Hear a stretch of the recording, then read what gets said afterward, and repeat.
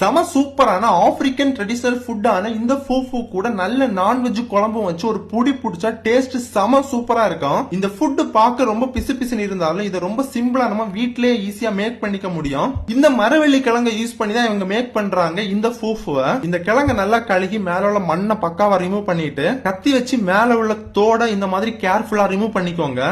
தென் இந்த மாதிரி சின்ன சின்ன கட் பீசஸா இந்த கிழங்க கட் பண்ணி எடுத்துக்கோங்க. அதை மிக்ஸி ஜார்ல போட்டு தேவையான அளவு தண்ணியை ஆட் பண்ணி நல்லா பிளெண்ட் பண்ணி எடுத்துக்கோங்க இந்த மாதிரி. தென் கடாயில அதை அப்படியே ஊத்தி தேவையான அளவு உப்பும் ஆட் பண்ணி நல்லா இந்த மாதிரி மிக்ஸ் பண்ணி கொடுங்க.